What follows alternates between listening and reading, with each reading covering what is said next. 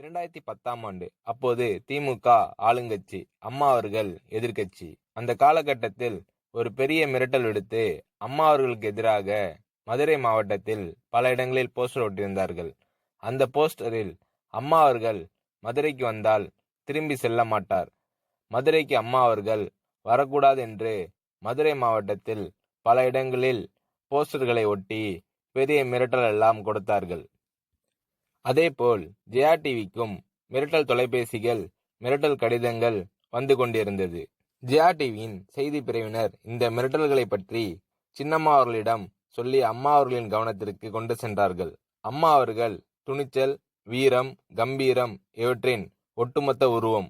அதனால் அம்மா அவர்கள் நான் மதுரைக்கு போய் தீருவேன், பொதுக்கூட்டத்தில் பேசியே தீருவேன், எது நடந்தாலும் எதிர்கொள்வேன் என்று சொல்கிறார்கள்.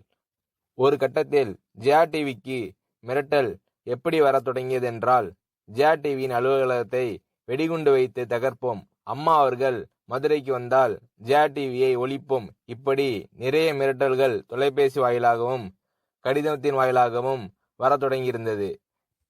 இதுவும் அம்மா அவர்களுக்கு சின்னம்மா அவர்களின் வாயிலாக தெரிவிக்கப்பட்டது.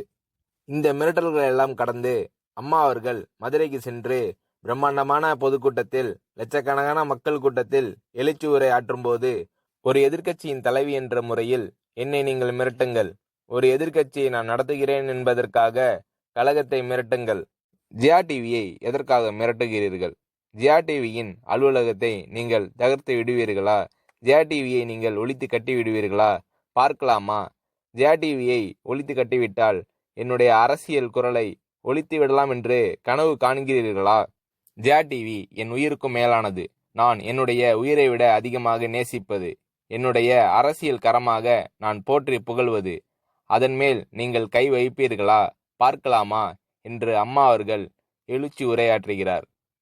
எந்த மண்ணிலிருந்து அம்மா அவர்களுக்கும் ஜெயா டிவிக்கும் மிரட்டல் வந்ததோ அதே மண்ணில் நின்று கொண்டு கம்பீரமாக கர்ஜித்தார்கள் அம்மா அவர்கள்.